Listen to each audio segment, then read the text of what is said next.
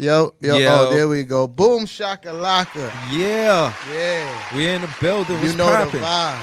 Yeah. Yes, sir. Brooklyn Nets versus New York Knicks. We run the city. We mad loud for no reason. You Yeah, feel me? yeah. All right, hold on.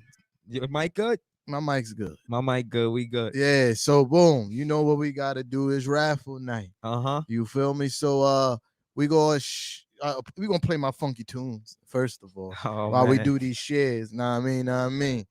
So yeah, let's do that. oh.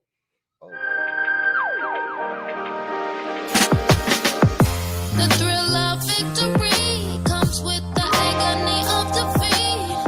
This life ain't for everybody. You don't know what it cost me, but no pressure. No pressure. I was made for this life. No diamonds. Made for this life. No diamonds. No pressure. No diamonds. If you say I'm taking L's, you must mean lessons. And after every struggle, I receive blessings. You never catch me folded when God's testing. Cause I'm blessed and highly favored, picture me stressing. I break rules, run hard and pay dues. You can catch me putting in work while they snooze. They too scared to move, too concerned with others' views. And they never achieve greatness, they too scared to lose. Real nigga cloth is in my stitch. That Alexis ain't praise no bitch. Sometimes things go south and niggas leave and branch off. But on the squad, I never switch. I'm a street paver. I've been putting in work, give me my respect. Y'all trying to play your cards, I'm trying to stack the deck. I've been putting in work, give me my respect. Y'all trying to play your cards, I'm trying to stack the deck. The thrill of victory comes with the agony of defeat. This life ain't for everybody. You don't know what it cost me, but no pressure. No pressure. I was made for this life. No diamonds. Made for this life. No diamonds. No pressure. No diamonds. Heard it through the grapevine that they hating on us. Food for thought, why you think they always waiting on us? Ace popper, showstopper, the doctor's in. Here's a shot, 100 proof they never count me in. Call a spade, private island, Henny gods, palm trees, watch me pave the way. Get in and I whip it, call it anime. FDR, 95, we headed out of state. Money lock, confinement. No pressure, no diamonds. Exchange ain't what's in common, cause the sense ain't what's in common. Common sense ain't never stopping. Another speaking metaphorically, scorching beats, no for heat. Blue cane if we talking feet. Moon walking through the galaxy. Substance spit of the real controls the alchemy. The thrill of victory comes with the agony of defeat. This life ain't for everybody. You don't know what it cost me, but no pressure. No pressure. I was made for this life. No diamonds. Made for this life. No diamonds. No pressure. No diamonds.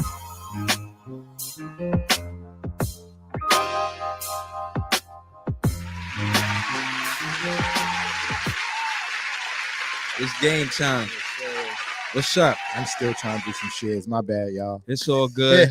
You know what I'm All saying? right, I'm done. Officially done. All right, you sure? Because Yeah. I can spit a rap Now, since yours please, finished. Please don't. The Please don't. Nets is the best in No, the east to the west.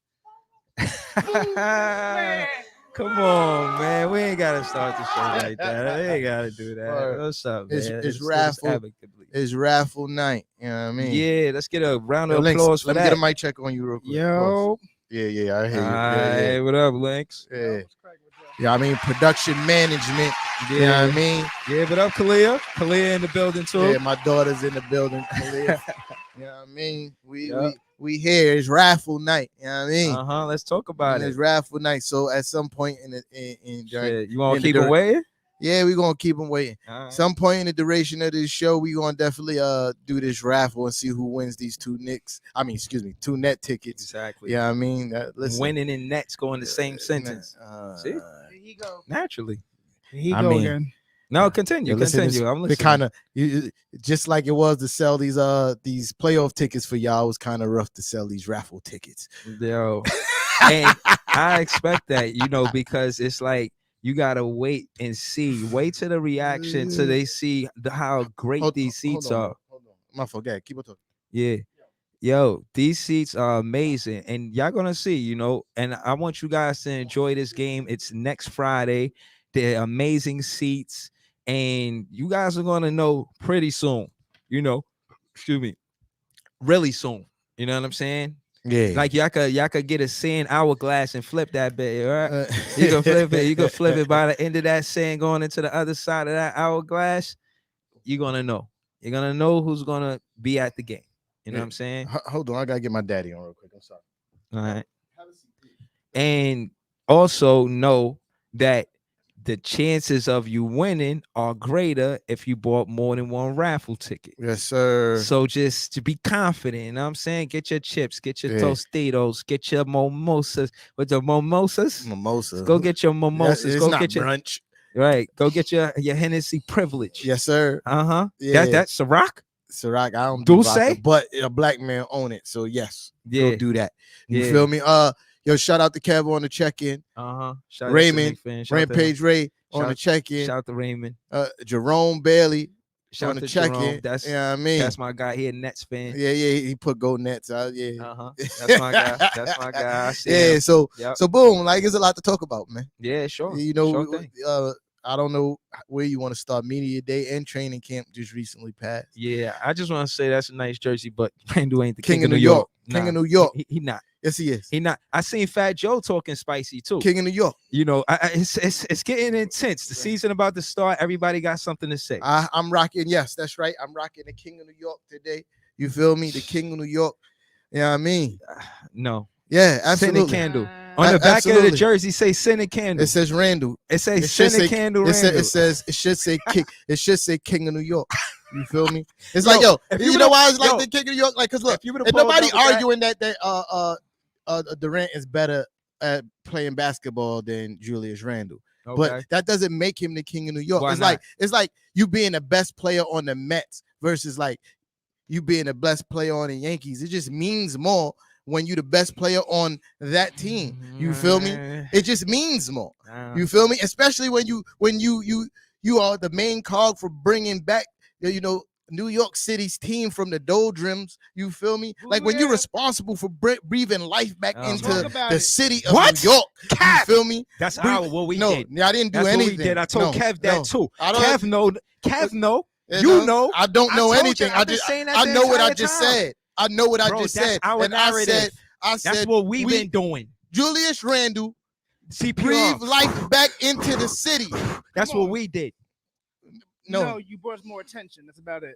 But not life. No, I mean, hold on. More attention. When I say more life, I mean when it come down to the playoffs, we went further, right? That got to count for something. Not really. No. Still lost. Not when Hold the expectations for y'all was to win the championship. Hold on. Really Hold on. Let's get into what New York City is, right? Let's get it. Let's get no. Hold on. Let's slow it down. Let's get into the entire spectrum of New York City sports, right? Yankees run the town. Fair to say, right? When it comes down to New York sports, you got to give it to the Yankees, right? Why? Obviously, they got the most championships. Ooh, come on, No. keep on going. Because hold on. That's the New York's original baseball team. Okay. All right, but my point is this: is that when it come down to New York, baseball was always the talk of the town. When it come down to New York now, the Nets get just as much attention as the Yankees. No.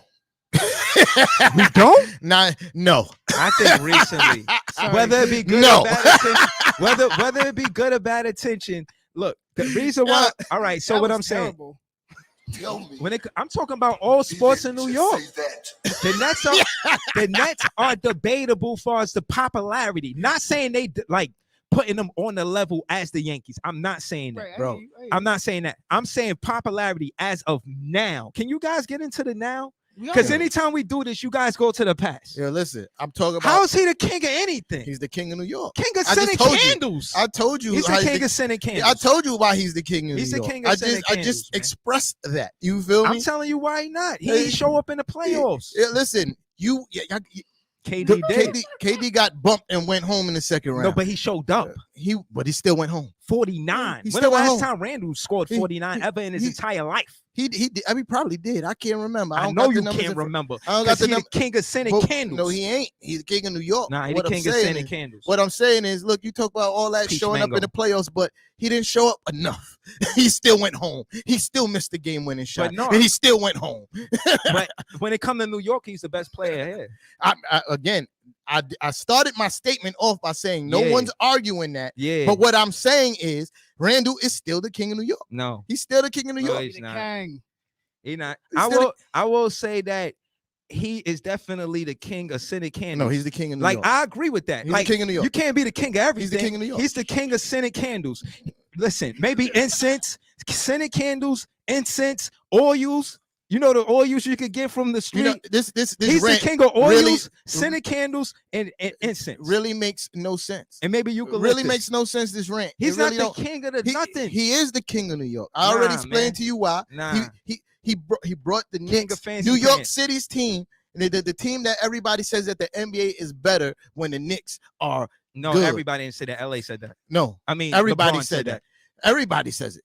You're Everybody says supposed- it. Y'all found it. Everybody says it. It's You feel it's me? the other way around. It's like bizarro world that y'all not winning. And this is why I'm saying why y'all ain't eat no humble pie before Y'all ain't came here. winning. What? Yeah, you keep on saying y'all ain't winning. Y'all Y'all ain't wasn't- winning. y'all Y'all wasn't haven't winning. won anything, bro. This Right. is the thing that I'm We trying got to get you to humble understand. pie. Y'all don't have Y'all humble haven't pie. won anything. Before I come here, No, after I leave no, here, you I don't ate have humble no pie. humble pie. No, Bro, no. I ate humble pie all the time. You can ask any of the guys in the comments that I vlog with. They'll tell you, yo, that guy Breezy, before he starts, he has humble pie. I introduce the guys, and on top of that, I also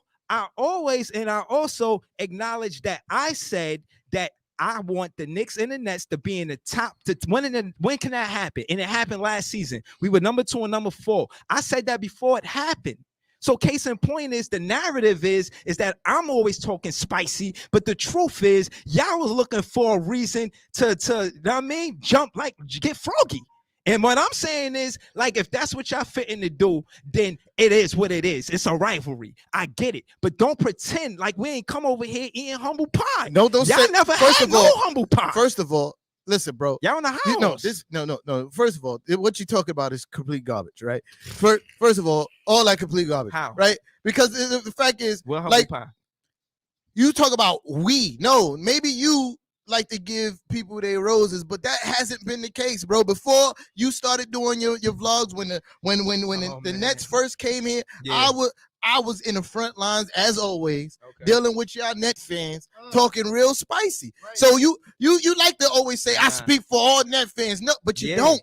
You don't, because they all wasn't giving But it up like I'm that. here. Wait, so this is what I'm saying. The reason why there's this rivalry, because I literally remember the first time the Brooklyn Nets played the Knicks, right? Y'all actually won that game, right? Mhm. And I remember Jay-Z jumping on We won the last his game. Twitter Okay. and going, "Oh, the city's under new management." Everybody was like, "What?" Oh, That was the start of the rivalry. And guess what happened the next? Where I'm from. You guess what happened the next Marshall, game that we son. played Ain't nothing nice. in the brand new Barclays Center? The first game versus the Knicks in that brand new stadium. What happened? Knicks won.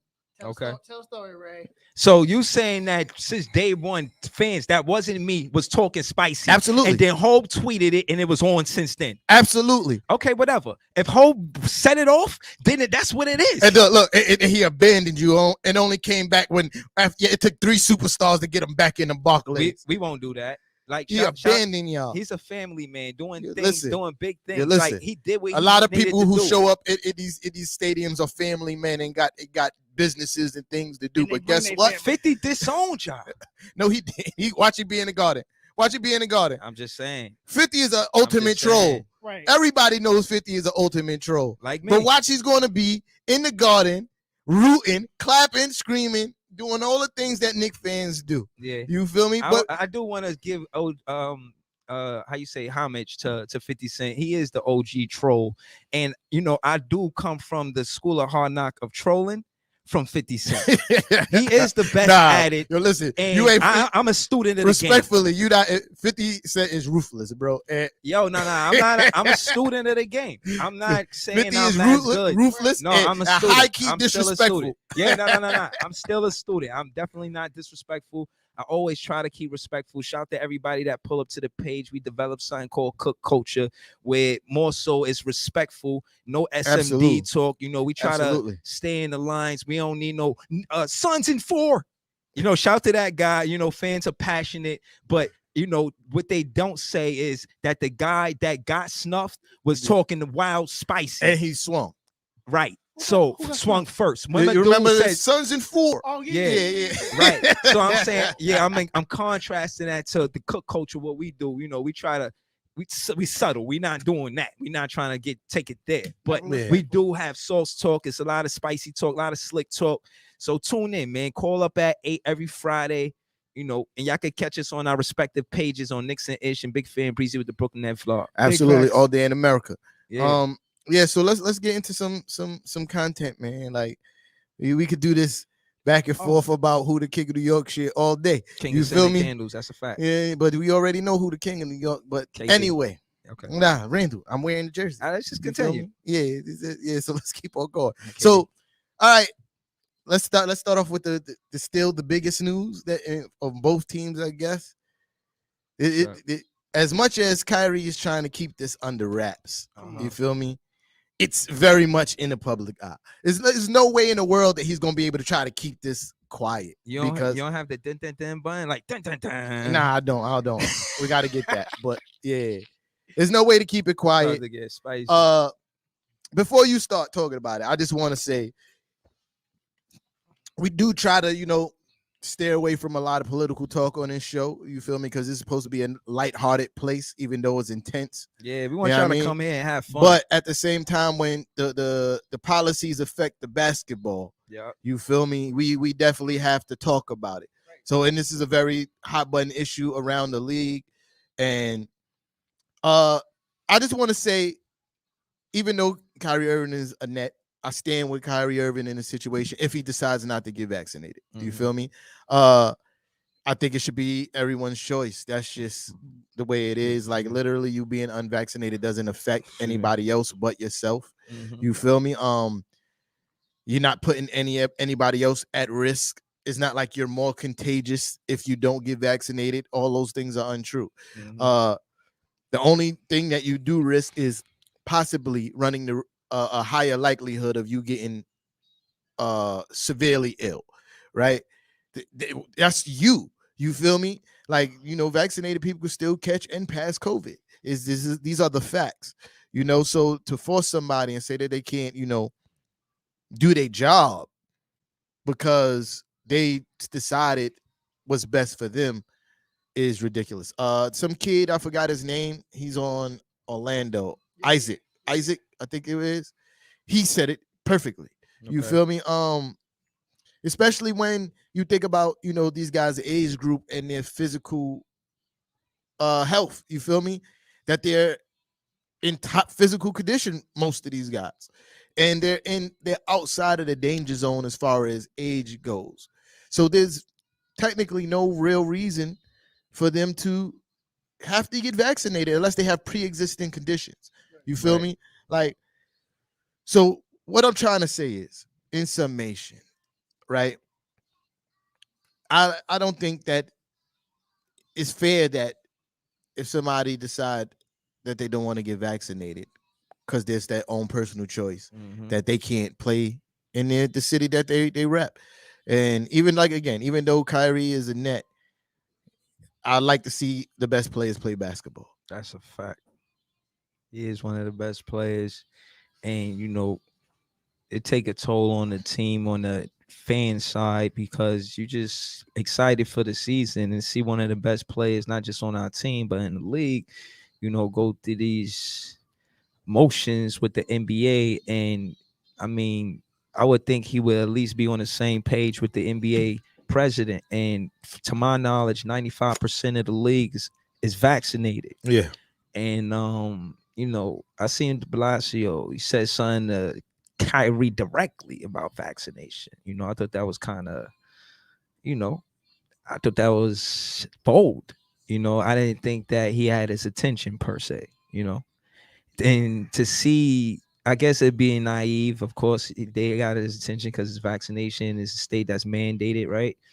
Um, Again, Kyrie being a man, I think he uses words like "I'm human" on purpose, public sphere on purpose. He doesn't want to be just viewed as an athlete that doesn't want to do his job. He wants people to consider this topic a matter that is delicate, and it shouldn't divide us but bring us together.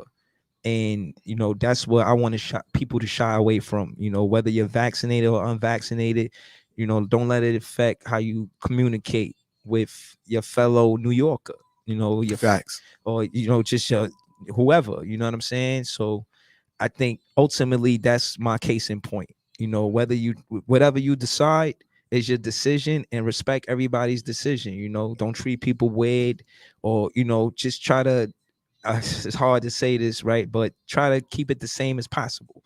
You know what I'm saying? COVID affected all our lives, including Kyrie.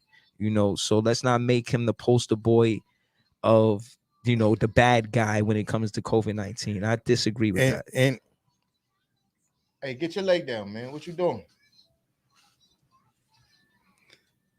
Yeah. I just don't want him to be viewed as the villain because he wants privacy or he wants to make his decision in private. And I'm saying that as a man, but as a fan, I hope either miraculously they just let players play without the vaccination, or he, finds a solution. I don't know what exactly, but I want him to be happy. I don't want him out there on the floor unhappy. You see him express that in interviews where he says, I just want to have fun. I want to play basketball. I just want to have fun. I just want to play basketball. Yeah. And I don't want the media to take that from him.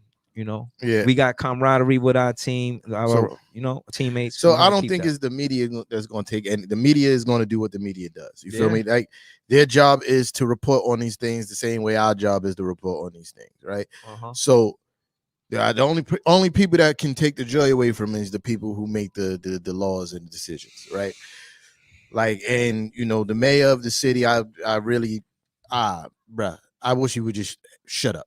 You feel me? Like, for lack of a better word, like, go get the shot. Your fans want to see you play. Yo, listen, I do agree that there is some kind of level of, like, sports players owe the fans a certain kind of level of respect. You feel me? Yeah. But when it comes to your own personal health, you don't owe them that. You feel me? I agree. You don't owe them that. You feel me? Right. Like, if I decide that that's not what I want to do for my body, then like, because I'm just talking about the science here. You feel me? Like, the risk of Kyrie getting COVID and actually becoming deathly sick and ill from it is super low. There's actually a higher percentage of him having an adverse effect to the vaccine than his age and his physical health. The percentage of him getting deathly ill are super low. Yeah. Like, it doesn't even make, I can't even give you the exact point, but it's like 0.00000. There's a higher percentage of him getting that shot and catching an adverse effect from it. So if he doesn't want to take that risk, that should be his decision, right? So, but just to add to that, I think the real uncomfort is the mandate. Absolutely. Because when it was, I think with people, it was a little more of a comfort zone where it was a decision, whether you chose this or that, whatever it was, right? But it was a decision. But once it became mandated, like, yo, I got to do this for my job. That's basically Kyrie's situation. I got to do this for my job. They talk about the numbers. You talk about numbers. This guy, he's losing. And so you can see money isn't the emphasis on his opinion. He don't even care how much money he's losing. You know what I'm saying? We always talk about contracts and how the big players get max contracts.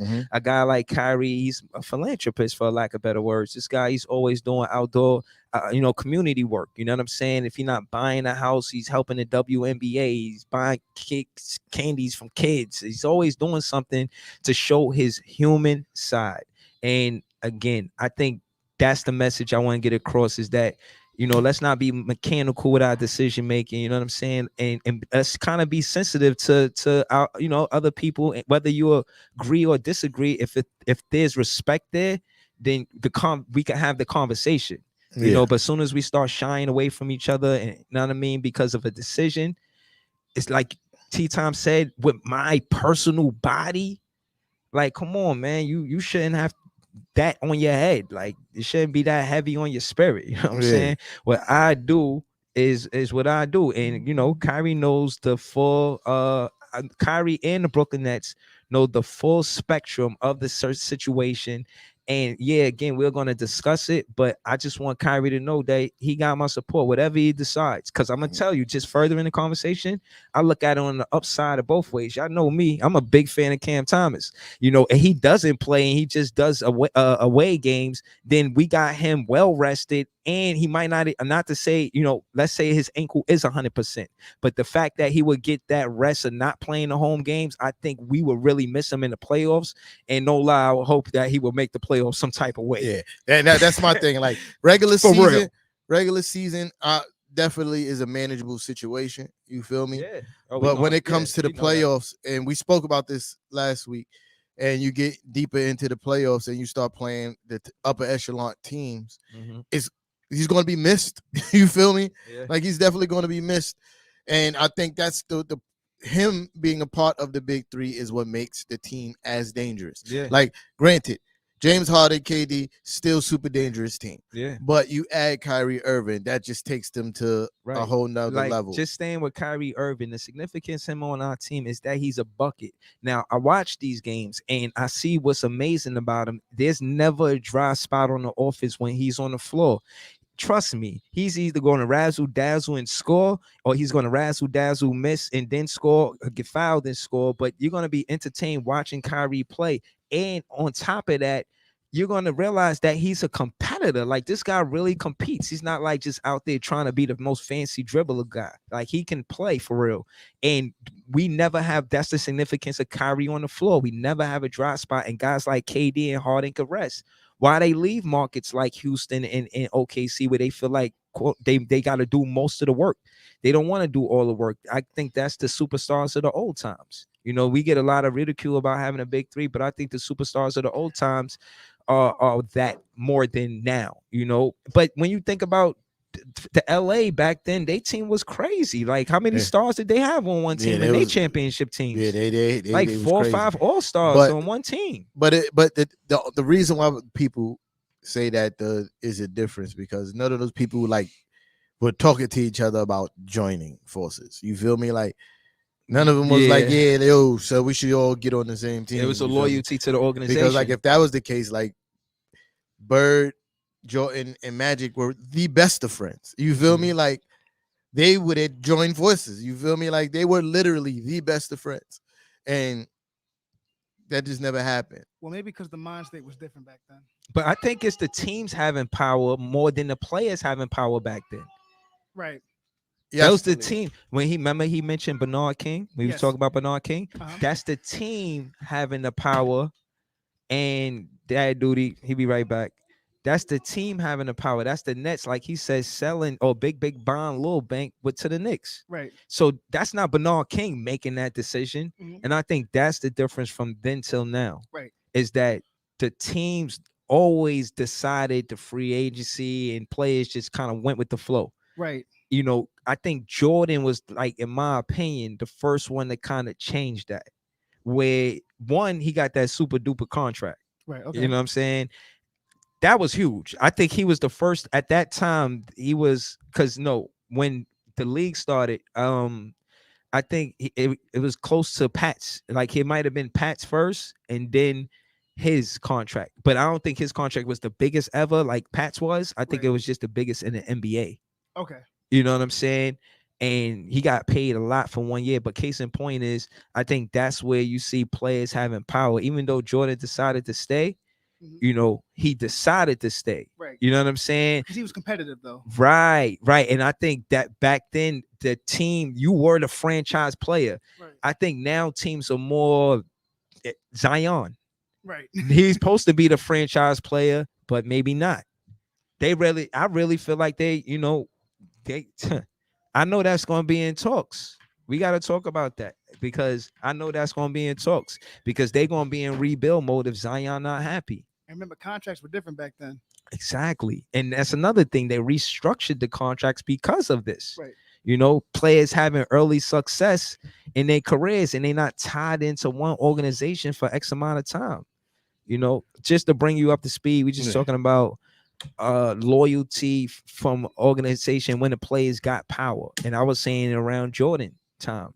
And then like after Jordan, players started, moving around like, yo, I got a little bit of power. I could, it's not about always being loyal to the organization or the team. I agree. Like if I feel like, but I think it should be like a balance between, exerting your power as a player and also living up to your word as far as the contracts you sign. You feel me? Like I get it. People like, yo, get all the money you could get, but bruh, like you made a commitment to that team. You feel me? Like that for this amount of years, you are committed to this team. So I'm just gonna take all your money and then be like, you know what? You feel me? Like if that's the case, if you want to really exercise your rights, take a shorter contract. You feel me? I think exercise it's a slippery slope. Take a shorter contract. Final years, if you feel like you are that guy like that, team play options. You feel me? But I also think that the teams have to do a better job as far as keeping the doors open and being honest about their plans on trading players. Right. It's a 50-50 thing. I think like I don't think it's fair for a player to sign a contract for multiple years, 5 years, and then the second year into that deal, I want to be traded. It's like, bruh, like we literally are basing the future around you. Right. But let's talk about these contracts and who's talking what. Now, necessarily what we did not mention is the guys that's negotiating the contracts, the Rich Pauls of the world. Yeah. These guys are the ones that's telling them, get what you can get now. Jared Allen, he said I could have helped them win the championship, sure, but he would have made $2 million. He left and made $100 million. Yeah. So it depends. This is the ups and downs of players having power. Right. Now, if it's up to me, we keep Jared. You know what I'm saying? Right. And we got help with Brooke Lopez in the playoffs and etc. But my point is when players got power, they're going to exercise that power because they have the upper hand. There's plenty of times we've seen the organization have the upper hand on the player and it go bad for the player. Facts. You know what I'm saying? You got to be business savvy as well. Like I said, I think there's need to be like both sides need to be better. You feel me? Yeah. Both sides need to be better because I get it. You want to try to get all the money you can while you can get the money, but at the same time, dog, like you also got to be a man of your word. Like, yeah, reputation follows you. Especially like if you like the guy on the team, right? So the organization is literally like, yo, we're giving you all this money because we're basing our future on you. Right. You feel me? And then 2 years in, like, so then that means most likely they can't afford to hire any like real good role players because they gave you all this money. Like, so when you decide to get traded, they're really at the beck and call of what your market worth is at that moment. You feel me? Like, and then when you demand to get traded, that kind of lowers your market value. It's like, I think, just to add to that, I think building a championship team is from the top to the bottom, from the bottom to the top. Facts. Everybody, you know what I'm saying? Everybody's involved, personnel, just the integrity of how things done. I seen a brawl. I thought this was funny to mention. I seen a brawl with Denver and the Knicks. And it was crazy because I seen Melo take a jab. He threw one too. He caught somebody, you know what I'm saying? But it was like a Royal Rumble because the Knicks were getting blown out. And Isaiah Thomas said, fuck that shit. They go to the paint, foul him. Yeah, and he hacked them, and that's it was a Royal Rumble shit. So case in point is Isaiah Thomas' reputation follows him. That's that Bad Boys of Detroit shit. Yeah. That shit stayed with him. You know what I'm saying? I'm not a big fan of Isaiah Thomas and his time at the New York Knicks.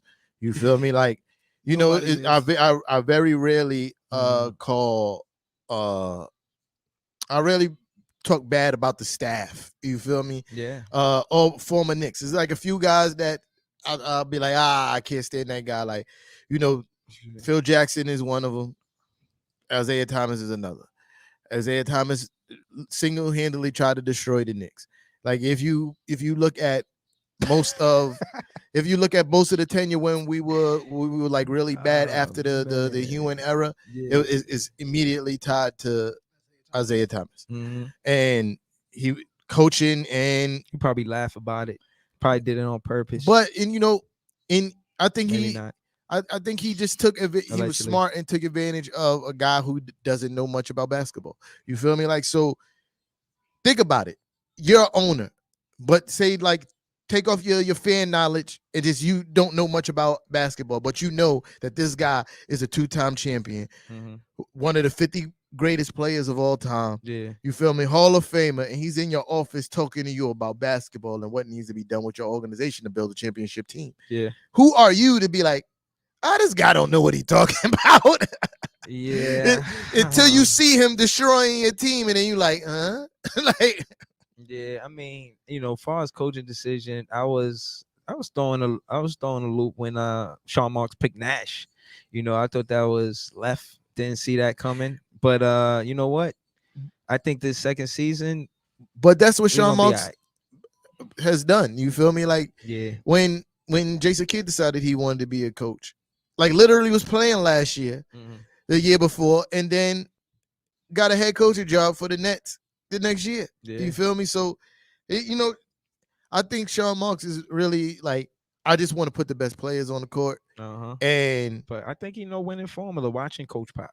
But obviously, I don't think so as far as the coaching goes, because I don't think he want to be a coach. No, I'm talking about as far as the coaching goes, like him picking a coach. I think he needs more work at that, because there's no way in the world Kenny Atkinson should have been let go from that team. No, I really think this was a long-term plan we didn't know about. And then to hire an unproven coach. Like Kenny Atkinson showed that he's a good coach. Yeah. Like he literally took a team that wasn't supposed to make the playoffs and had them in the playoffs. You feel me? Like he was doing our thing.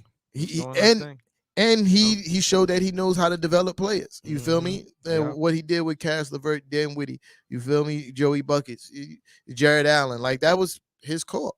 And what things did he get? Katie and Kyrie got that ass fired. I think they set him in a good situation. He won with LA after that. Yeah. He won a ring with LA after that. Shout out to him. That's good karma. Yeah, I know that. Yeah, no, they looked out for him. It's not like we left him on. I mean, they didn't look out for him. He looked out for himself. You feel me? Well, y'all fired him. You could say that he built his own rapport. Y'all fired him, and listen, he did right by the Nets. I ain't got nothing bad to say about Kenny Atkinson. They fired him, and his reputation and his work got him that job with the Lakers. You feel me? Like, don't try to take credit for that, man. Y'all fired him. You feel me? He should have been. He should be your head coach right now. Before Nash got there, and I thought Kenny Atkinson would be leading that ship. I was like, that's a good look. If Kenny Atkinson was coaching that team, maybe I'll make it out the second round.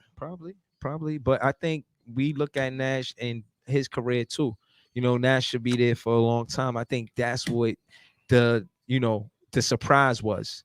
I think that's what people didn't expect. I damn sure didn't see that happening, but it did. And I think if Nash is passionate about winning, he got something to prove too. A lot of guys on our team got something to prove. LaMarcus Aldridge, Paul Millsap, Steve Nash, Cam Thomas. He was in the media camp talking about, with the guys in front of me, because they asked him like, how you figure you gonna get playing time?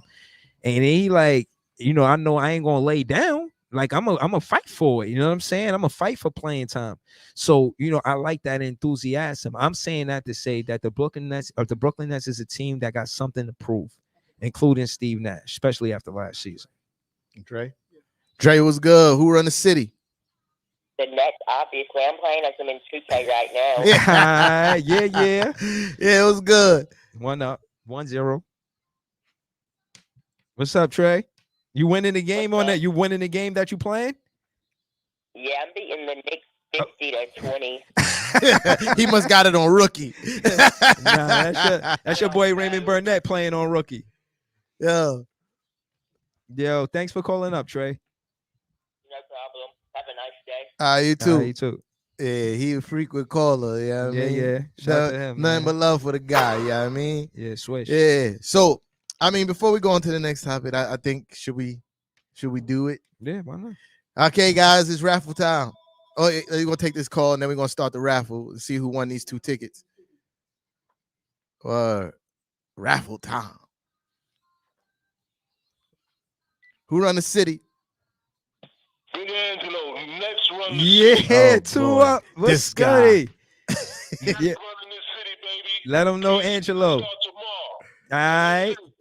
Yo, you got us beat. Infinity dropping the Knicks, man. What's up with that? Yo, listen, they couldn't come to a contract agreement. Yo, listen, MSG is not cheap. I wanna pay no damn money. Yo. Don't say that, dude. You said what? Cook 'em. No money, man. You Yeah. said what? They cheap. Who cheap? Infinity. No, and that's not how it works. the Knicks don't pay a cable company for them to pick them up. Knicks don't like paying bills. I see. No, that's not how it works, Angelo. Let them know, Yeah. Angelo. Angelo, that's not how it works. I want to host you guys. Don't worry about it. Popeye's got you. Yeah, listen, Angelo, that's not how it works. You don't pay a cable company to host your network. The cable company pays you. You feel me? That's how you make money. So what it shows that Infinity can't afford MSG. So yeah, they about to lose a lot of business. Other way around. You just talking because that's your team. Exactly. Talk it's to him. not. Let them know, Angelo. No, We go with that. this We is go with that. Let 'em know, this is a Angelo. fact of how it works, Angelo. Baby. All Yo. right. Yo- Popeye's got you and all the biscuits y'all want. Talk to him. Yo, Angelo, Talk listen, to him. that's not how it works, bro. Yeah, that's not how it works. Nice.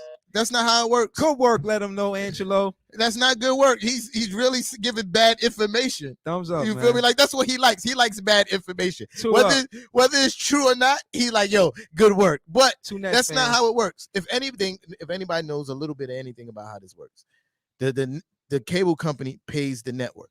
You feel me? They pay the network. That's how the networks make their money.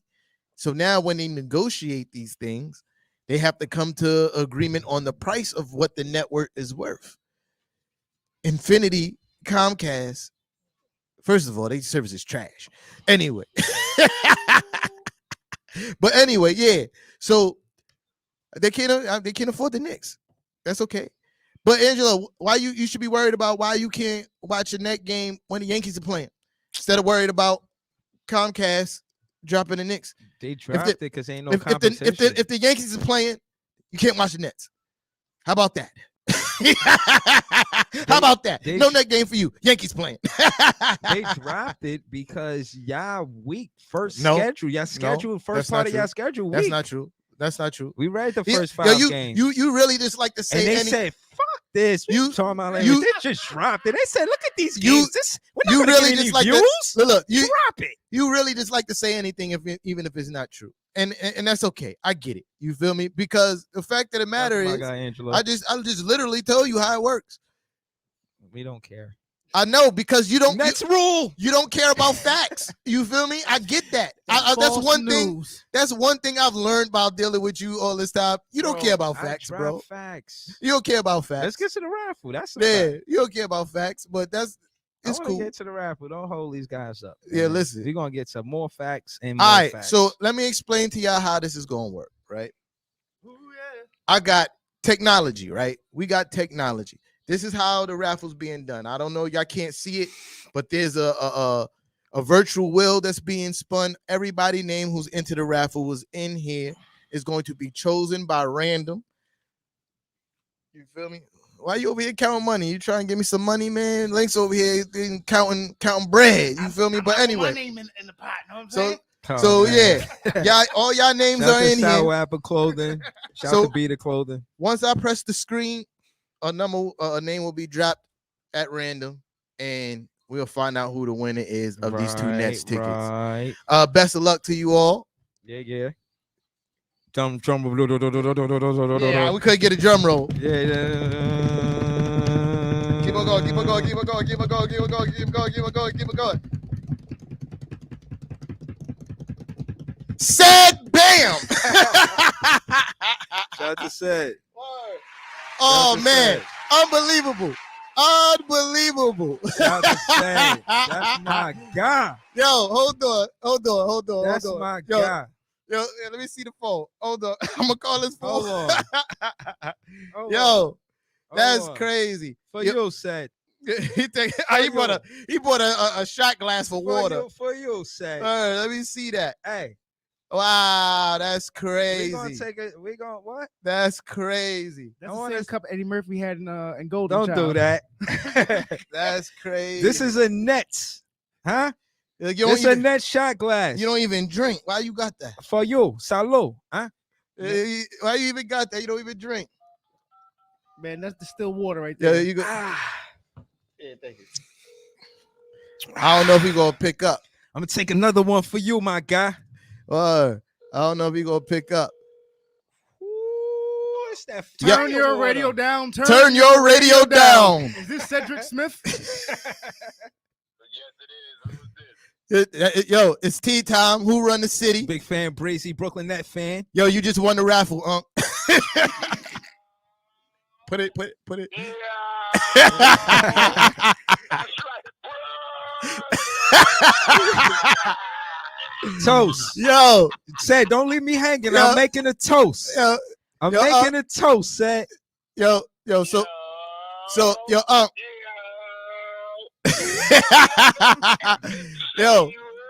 yo, that's crazy.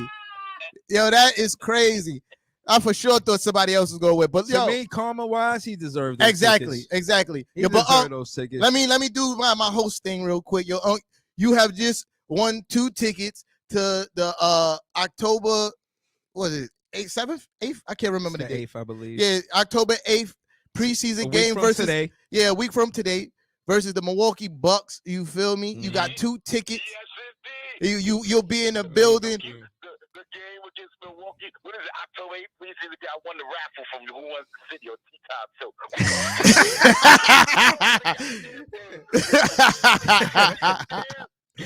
Yo, so what we gonna do is we're gonna the day of the game around game time, we'll be live here. We're gonna split a live with you from the Barclays. You know what I mean? Say no more. Yes, indeed. Yes, Aight. indeed, my brother. Yeah. This is how we do. Yeah. Yo, lighter. Yo, so I'ma holler at you. Lighter, man. Lighter. Blah, blah, blah, blah, blah, blah, blah. Congratulations. You know what I mean? Yo, that's what's up. Yo, big fan Breezy. Yo.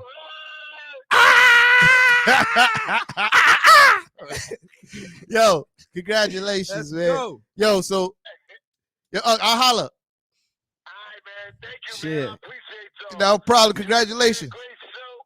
Yo. Y'all doing the damn thing. Let's Yeah. keep it going, son. I can't wait for the season to start. Yes, sir. Wifey, it's going to the goddamn game. That's what's up. That's what's up. Yeah. All right, I'll holler. Yeah. So yo, Yeah. realist talk. You know why Big Fan Breezy said it's good karma. Why he won? One, he bought That's a multiple fact. tickets. Just FYI, Mhm. you feel me? It is not by chance. He outweighed the odds. You Mhm. feel me? He outweighed the odds and he won. You could do that. But You could do yeah, that. yeah, exactly. But you know why it's good? Charger. I don't got a charger for that phone. Yeah. So yeah, he outweighed the odds. You feel me? And the reason why Big Fan Breezy said it's good karma is because for real, this was his idea. You feel me? Like this was his idea that me and Big Fan Breezy are sitting next to each other and doing Yeah. the show. You feel me? So Yeah. that's why it's good karma. He helped put it in motion for real. That's why it's good karma. He helped put it in motion. Word. And he supported for real. You feel me? Yeah. Like he definitely outweighed the odds. Shout out to everybody who That's a entered fact. the raffle. You feel me? This will not be the last one. Nah. You feel me? This But is fun, man. I'm glad I said one. yeah, I ain't gonna lie. Yeah, man. You know, even though my uncle's a trader and a net fan, Don't do that. you know what I mean? I gotta take another shot for my guy. Yeah, Man. Don't do that, man. even though he's a trader and a Brooklyn Nets fan, but I'm happy he won. Like you said, that is good karma. Shout out to Uncle Sad and my Yeah. Auntie Zoo. They gonna be at the game doing what they do. You feel me? You're gonna split a live with them to show that this is real. You feel me? If you didn't enter the raffle, what was you doing? You should have been in it to win it. You feel me? But shout out to Uncle Said. All right, let's get back to some content. Know what I mean? Yeah, I'm glad. I'm kind of glad this raffle was over though. I ain't gonna lie. Yeah, you know man. what I mean? So Yo, boom. y'all funny with this. Oh raffle, yeah, man. yeah. So I forgot to tell you, I'll be emailing you the tickets. You know what I mean, when they're readily available. You heard? Yeah. Yeah, but boom. Yeah, shout out to everybody that into the raffle, man. Like, your support really means a lot. You know what I mean? Don't think that we ain't paying attention to who continuously supporting. One of these days we're gonna try to definitely do something really dope for the people, for the day ones, man. I think that's something that we should try to do. Yeah, do something real special for the day ones, the guys who's consistently pulling up and first in the chats. You know what I mean? Even though Angelo Blue, shout out to Kev. Even though Angelo Blue be getting on my nerve, that's my guy for real. You know what I mean? Angelo, listen, man, you a that fan, but you a good guy, man. I ain't mad at you, but let him know. Angelo, I mean, my guy. So boom, let's get back into some content. I was shouting Kev out. Oh yeah, shout out to Kev. You Shout already know. Yeah, that's a fact. The list could go on. We could literally fill up the rest of the show shouting out our supporters, but we're gonna try to get back to some content because there's a lot to talk about. You know, you started talking about Media Day and Cam Thomas. So I want to just talk about some Knicks stuff because we do spend a lot of this show in the off season speaking about the Nets. You know what I mean? But it's finally like, because it's been quiet, it's kept on the Knicks side, which I kind of like to an extent. But now we got some things to talk about with Media Day and training camp. Yeah. I just call it the cricket boxers. Yeah. I mean, I like what they're doing. You feel me? Like, before, all our business was out in the street and it never panned out for us. You feel me? Like, keeping everything close to the chest, it seemed to be working pretty good for the Knicks. And I like that. Leanne Rose is running a tight ship. You feel me? And lips are sealed. You feel me? So boom. But moving on to, they finally got a chance to talk about things. You feel me? For the most part, I want to start off by saying the reoccurring theme throughout everybody that you see talk during Media Day and training camp is just getting better every day. You feel me? Like, putting in the work, getting better every day. Okay. Putting in the work, getting better every day. Playing for each other. Team. Learning. Team. Cohesiveness. You feel me? Chemistry. Exactly. These are the reoccurring. Every time somebody sit down to get interviewed, these are the same things that you hear them spewing. Like, right. And it's refreshing to hear. You feel me? That everybody is so focused on bettering their craft and playing for each other. One of the biggest takeaways and biggest statements I've seen as far as representation of team and playing for the team and putting the team first is what Derrick Rose said about Kemba Walker. You feel me? Derrick Rose, they asked him about the starting position. Derrick Rose pretty much said, Kemba's the starter. My job is to do whatever's asked of me. You feel me? And that's what's up. That's dope, especially somebody, with a big name like Derrick Rose, former MVP to 2011. Exactly. To have the new guy come in and be like, no, that's his job. You feel me? Like, we're not even trying to compete like for that. Like, my job is to fill in wherever they need me. But, to coincide with that, Tibbs says something that makes a whole bunch of sense. It's not about who starts the game as much as who finishes the game. Okay. You feel me? So, and with that being said, it's like, Kemba could start games, but Derrick Rose could be killing off the bench. You feel me? And Derrick Rose might finish the games, or Kemba Walker might be starting and having a really strong games and finish the games. You feel me? And that's what's beautiful about our team. I think in a lot of those positions, in a lot of positions that we can, plug people in that way, because we have that kind of talent that if somebody's playing good, they could finish out the game and put us in the best position to win. JJ was good. Who run the city? Knicks. You already know the vibe. Knicks City. I was just calling just to congratulate your uncle. That's a fact. On the tickets. That's good. And Solomon, that's 2-1. That's a fact. I appreciate you, JJ. Word. No problem.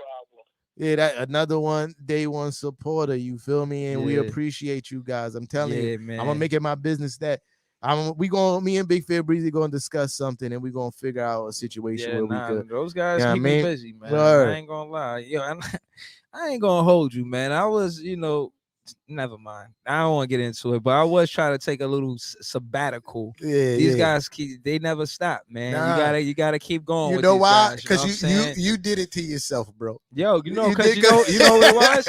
You know what it was? I said I was turning up, and then just life. You know what I'm saying? Yeah, absolutely. And then I said, oh shit, the season about to start. If I don't take a vacation now, You ain't gonna never get one. it's over. You know what I'm saying?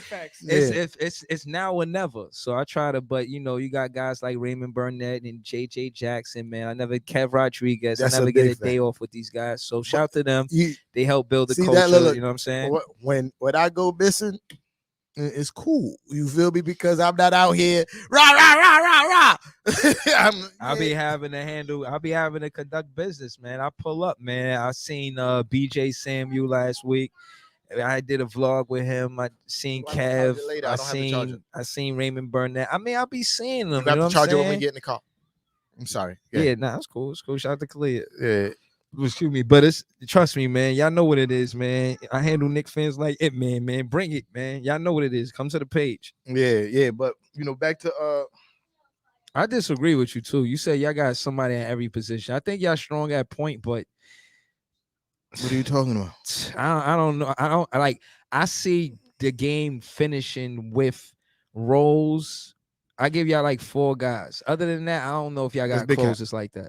That's big cap. I don't see closers. These guys get coffee. Rose gets coffee. Big cap. Again, I would not expect you to know this because you didn't start really like checking in on these games to like the end of the season. To after Rose. Towards the end of the season, right? Yeah, when Rose got so there. there's been a lot of games. Again, there's been a lot of games that Burks closed out strong for us. We were down 10, 15 points, and he single-handedly brung us back.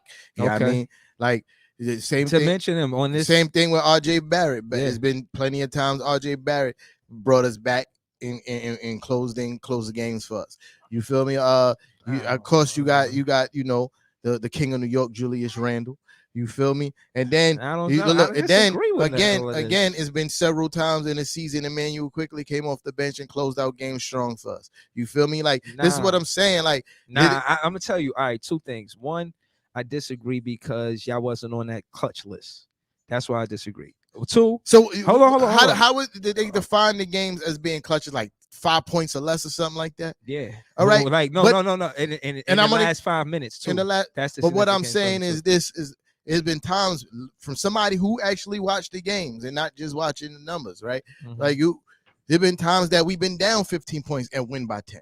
There's been times that we've been down, you know what I mean? And then we expand the leads. Like we not just coming back. We wasn't just coming back and winning 5-point games. We were coming back and winning and taking over large leads. You feel me? Mm-hmm. So that's what I mean about being clutch on our team is that like when we were down, clear.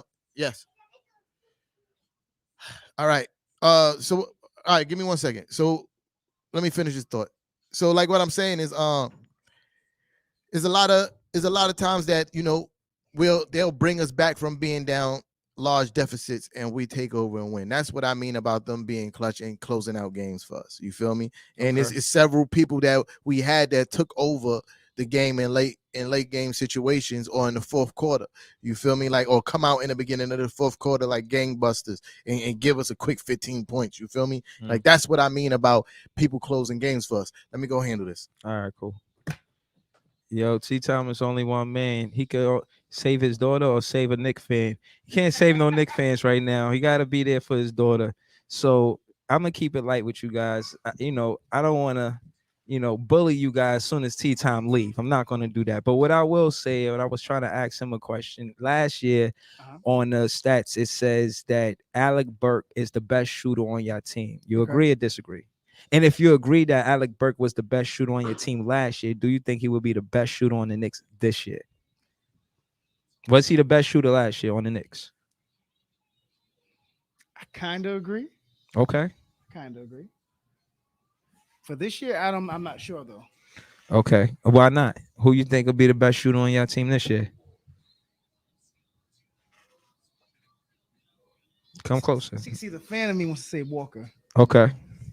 because we talk about the clutch shots, whatever. And I remember being in Charlotte with my cousin, and we were up. Knicks was up. We were living good. I'm talking crazy. Now, mind you, I'm in a section 4. It's only me. Yeah. I'm on vacation. All right. There may have been a couple of Knicks fans here and there, but I was like mainly the only one with my Yeah, cousin. just sprinkles over there. And we from New York. We talk spicy. Okay. Talking crazy. Yeah, y'all be talking crazy. Kemba, whoop, whoop, whoop. Layup. Mm-hmm. And everybody lost their mind. Mm. So what I'm saying is that in hopes that he can able to do the same magic that he had out there in Charlotte, yeah, he do it here. Yeah, no, I had put up a stat for fun just to see how well the Kemba played versus the Knicks. Right. And he gave y'all work when he played in Charlotte. He got y'all work, not so much when he was in Boston. He didn't even have a lot of games versus you guys. Right. But yeah, he gave y'all work. He was scoring like 30s. I've seen 30-point games. I think maybe 140, but he scored a few 30-point games. And it showed that, one of y'all flaws and y'all defense is y'all defense on point guard. Point guards really scorch y'all. Like I was telling T-Time, Kyrie averages 27.2 since 2011. He's been the top scorer in MSG. Period. Right. Kyrie, yeah, it's him then LeBron, but Kyrie is a Brooklyn Nets, so we keep it there. Kyrie, they said that Kyrie is the best shooter on our team last season. I disagree. And I think they probably gave it to him because he played more regular season games than KD. Mm-hmm. And I could see them saying that, but I ain't gonna lie, it's debatable because the way KD showed up in the playoffs, it's hard to say he number one. I was asking him, maybe you can answer it. What? Do you think that Alec Burks is the best shooter y'all had last season? No. Last season, who was the best shooter for the Knicks? You talking about as far as shooting? You talking about 3-point shooting? No, they said the best shooter. It's a stat. It said the best shooter for each team, and they named the Knicks for Alec Burks for the Knicks. And I'm saying that I don't know. I'm asking. I don't know. So I'm trying to figure out what you mean by shooter. Like we talking about like 3-point shooting, or are we talking about like? No, they just said best shooter. The best shooter per NBA team. I think Alex Burke shot better in multiple areas than most people. When I'm saying like he wasn't the best 3-point shooter, he wasn't the best 2-point shooter. But if you put a culmination of those things together, he was the most efficient shooter. Okay. You feel me? Especially shooting off the dribble and things of that nature, creating his shot. Okay. But yeah, if you put it in that aspect, yes. You feel me? But when it comes to shooting 3-pointers, no, he wasn't the best shooter. Was he the best shooter in the 2-point range? No. But if you put both of those things together, good money. Yeah, absolutely. You feel me? I respect it. Again, I was saying that for us it's Kyrie, and I wanted to say KD, but I think Kyrie played more games than KD.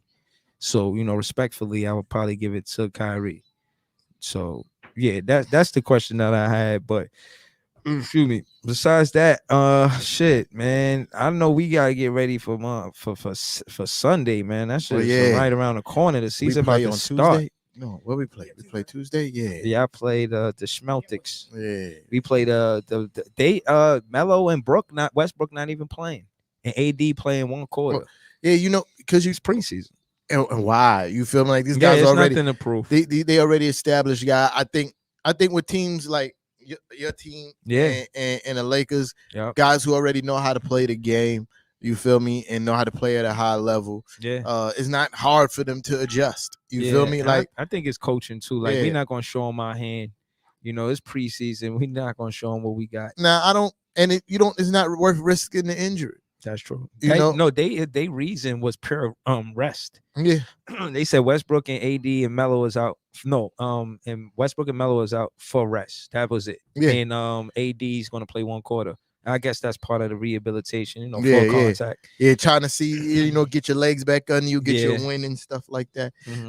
Yeah, so speaking of rehabilitation, it was something I wanted to talk to about. Who's that?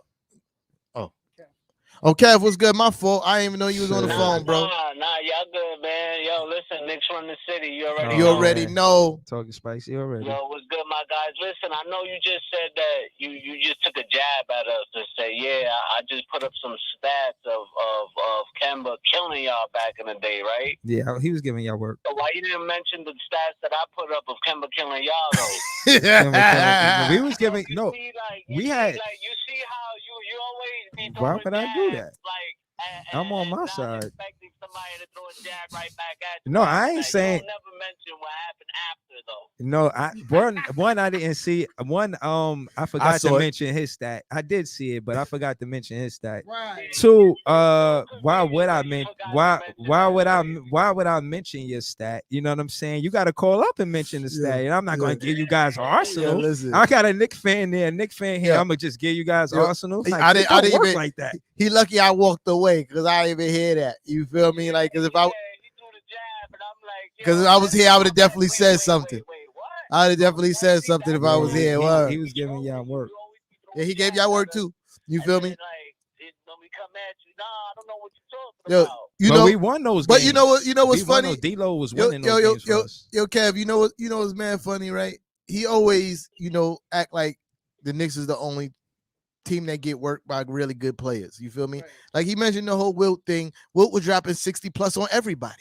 You feel me? Like it's 100 though. He was dropping 60 plus on everybody. 70. He got 70 games. Like he got 70-point games, dog. Like, yeah. Like he was in multiple, not just one.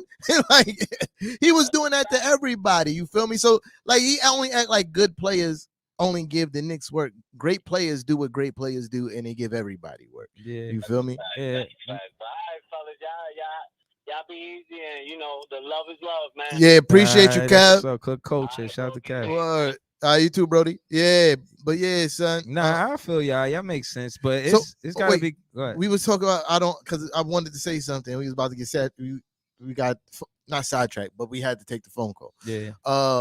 We was talking about rehabilitation. And before AD. I was talking about media day and all that stuff, and that was one of the points I wanted to talk about. Before I had to do daddy duty. Yo, you need to calm down, man. Yeah, rehabilitation.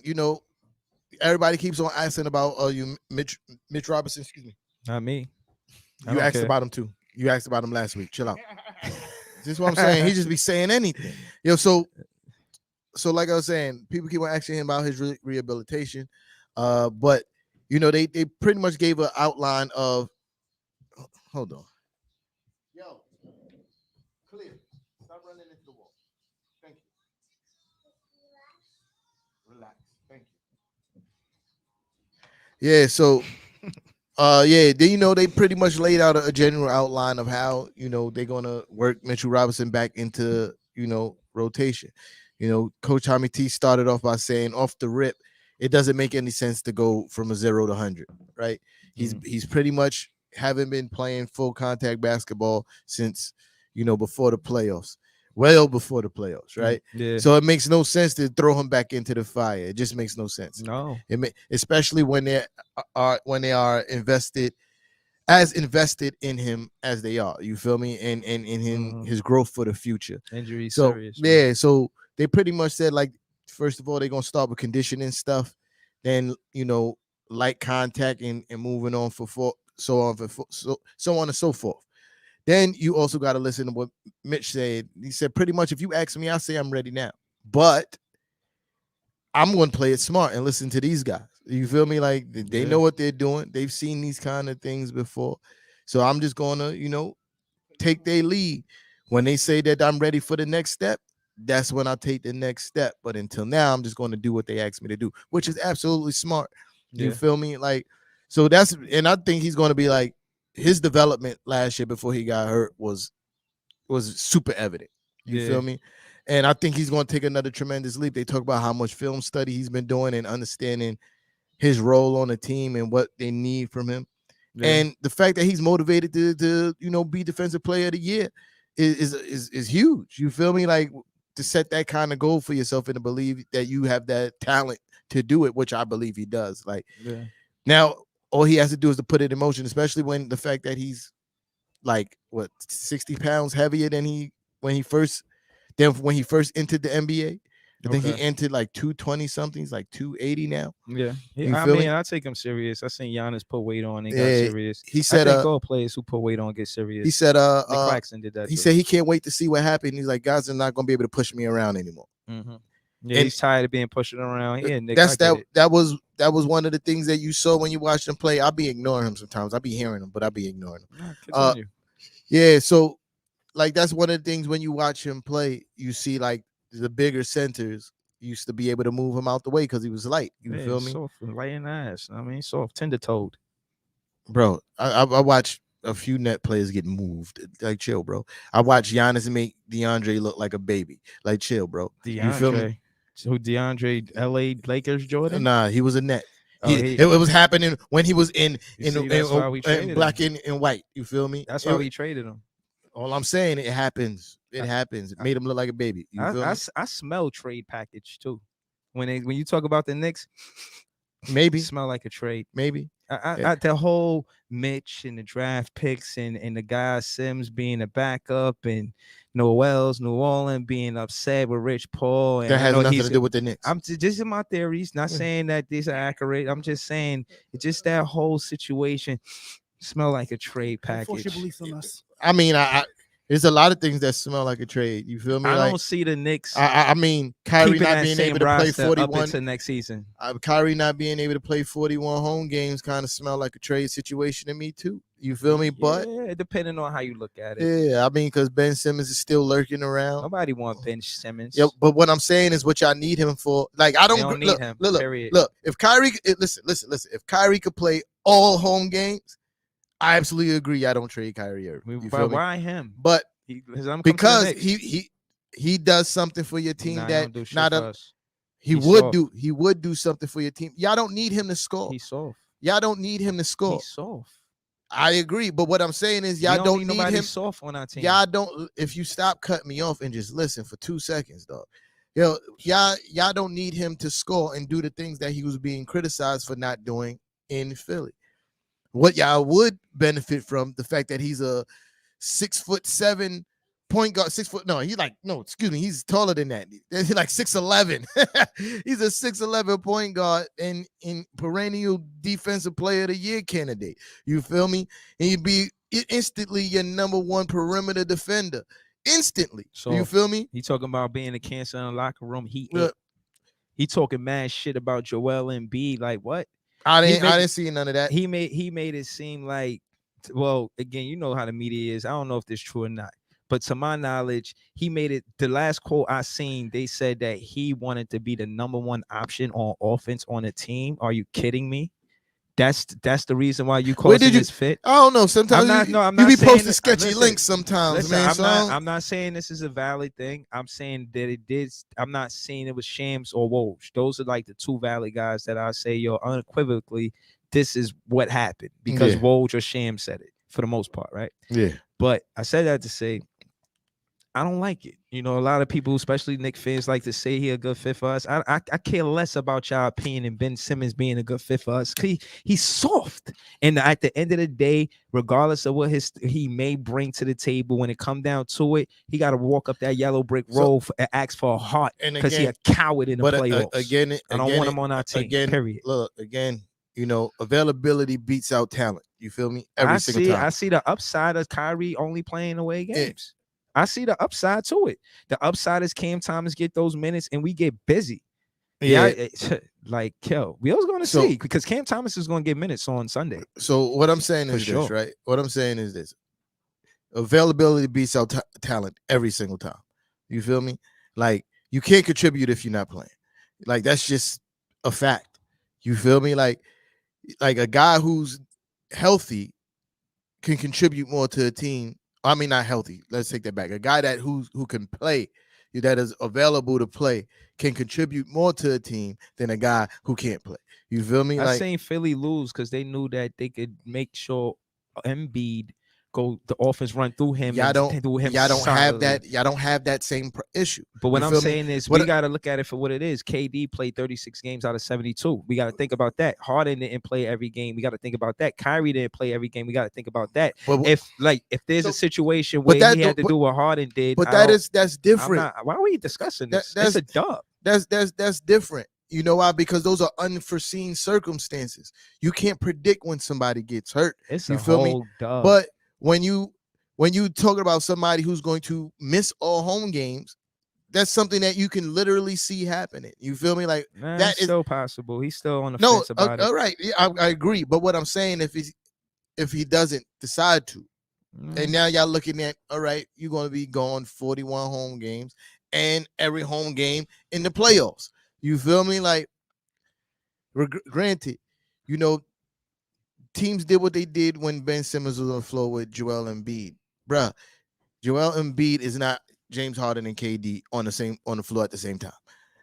Like, you can't run. You can hide that guy offensively anywhere you want because you got 2 buckets standing next to him.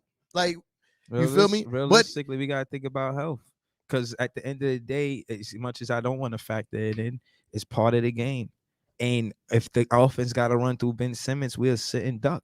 And my point is, he's not a good fit.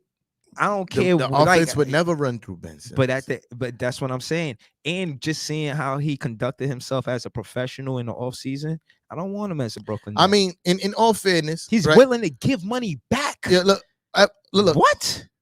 In all fairness, now I think you looking at like how Ben Simmons is acting in the wrong light.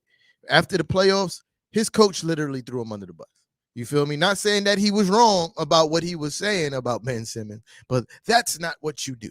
You feel me? As a head coach, you feel me? Like, you pretty much with that. You pretty much telling you they asked Doc Rivers, yo, do you think is Ben Simmons the kind of point guard you could have on a championship caliber team? The man said, I don't know. I really don't know the answer to that. Like, I'm like, yo, bro, you're not supposed to say that. That this boy getting crazy checking on your team. Like, what? What are you talking about? You feel me?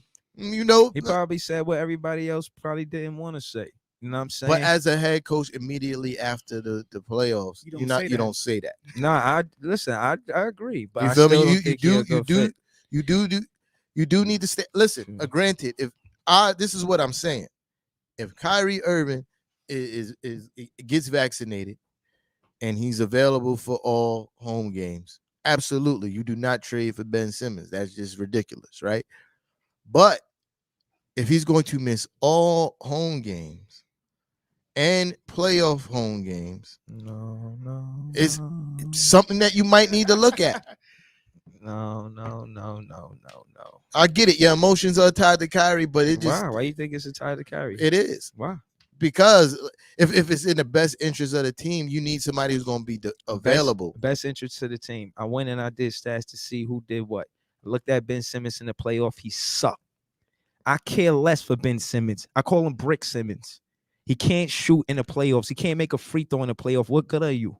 Make a free throw. Somebody need to be honest. We could at least get what good are you? Wait, no. What I'm saying. Listen. You're trying to argue something I care less for. Ben Simmons being a Brooklyn Net is a dub, a whole entire dub. It's not going to happen. We don't want it to happen. He's not a fit for us. Let him come to the Knicks if you like him so much. No, I don't like it for my team. But what I'm saying is this. It's about what team needs. You feel me? What I'm saying is offensively with KD and James Harden, y'all are fit. You keep on talking about what he does offensively. And what I'm saying is you don't need him to do nothing offensively. But what is an absolute fact that he is one of the, if not the best perimeter defender in the NBA right now. Why I care when Trae Young scorched him? I don't care. Trae Young, the best player in Atlanta. You put the best defensive player of the year on all this bullshit. You put him on Trae Young. He don't stop Trae Young. He's a dub. You act like he's a dub. Why you defending him? You act like defense doesn't matter, bro. Trae Young scorched him. Again, great players score on everybody. It don't matter. If you're a great defensive player and you can't stop a great offensive player, then you're a dub. That doesn't make sense. That doesn't make sense, bro. What are you saying? It doesn't. What are you saying doesn't make sense? And I'm gonna tell you why. Because great scorers score on everybody. So what? Everybody. So what? Great scorers score on everybody. First seed, somebody gotta go. Then you know that pressure was on Ben Simmons, and he didn't live up to it. Trae Young and the Atlanta Hawks, 5th seed, beat the 1st seed, and Ben Simmons got to take some of that heat, and that's why he don't want to come back to Philly. Listen. He's soft. He let his city down, and he's not coming to Brooklyn because of it. You can advocate for him if you want. He could go to the other side of the bridge, and you could trade half your team for him for all I care. First of all, French fry for a year for him. First of all, what I said is about team needs, and we don't need. We don't need him neither. We filled our need of what we needed. We don't need him neither. We filled our need of what we needed was people who could score. But what I'm saying is, and I'm not advocating for him. I was just saying it just makes sense. If, like I said, it would just make sense if Kyrie is not going to play. You feel me? If Kyrie is available to play, absolutely not. We got Cam Thomas. Feel me? We got Cam Thomas. What?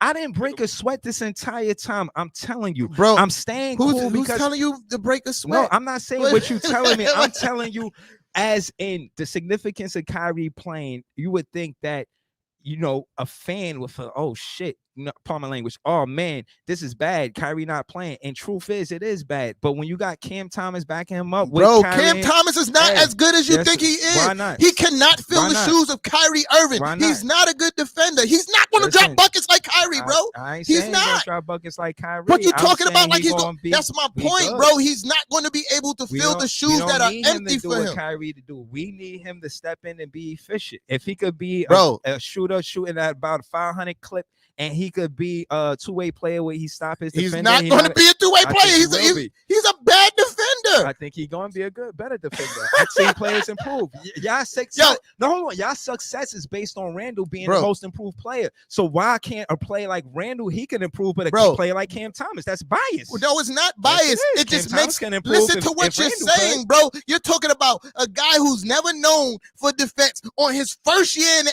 NBA when the talent is way better overall than he's ever faced in his whole entire life. He's going to become a defensive stopper? I'm saying he can get better. I ain't saying a defensive stopper. I say he's going to get better. He's not in his first year. I think so. Not in his first year. I think so. Learning the nuances of NBA defense on your first year, you're going to get better, and that was never your forte. You feel me? No. I believe in Cam Thomas, man. Bro. And I feel like as much as we will be hurt, I think keeping Kyrie, because he's not going to miss every game. He's only going to miss the home games. I don't think he'd be listening to what he be saying sometimes, bro. Like, if he decides to not get the vaccination, and case in point is we don't lose him, he still plays. It's not like he don't play at all. He still plays. So my thing is having Cam Thomas in the home games. I'm cool about it. Yo, so what my biggest concern is not so much the regular season. It's the playoffs. You feel me? Like if now again, I'm conceding the fact that he probably still will get vaccinated. We're only talking about the possibility if he doesn't. Yeah. You feel me? Yeah. Like, it's still a possibility. I believe in Cam Thomas in the playoffs too. What happened? What happened? You believe in RJ? He didn't show up. He didn't just say that. RJ didn't show up. Yo, RJ wasn't there. He wasn't the second fiddle for Randall. Randall. Again, these are these guys' first time in the playoffs. You feel me? Right. And this is going to be and this is what he's going to be his first time in the playoffs too. And he cannot fill Kyrie's shoes because literally what he brings to what he brings to the table is what Kyrie brings to the table is scoring, and he's nowhere near as good as Kyrie. You feel me? Nowhere near.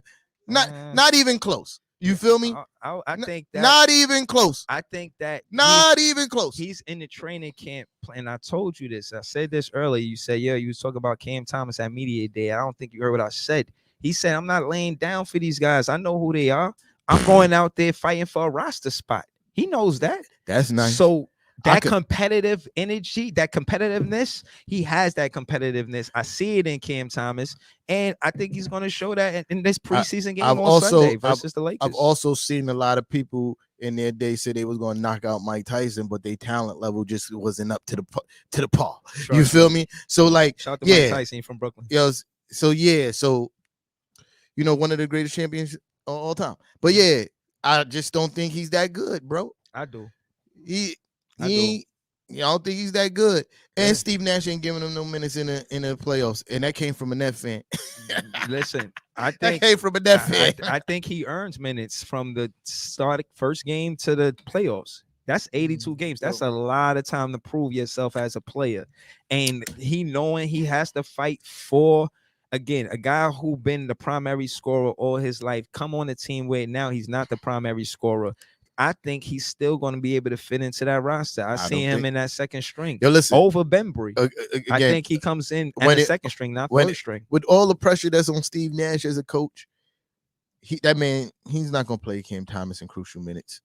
In crucial playoffs. Minutes. He might not have to. We might be up. Yeah, he not going to play that, man.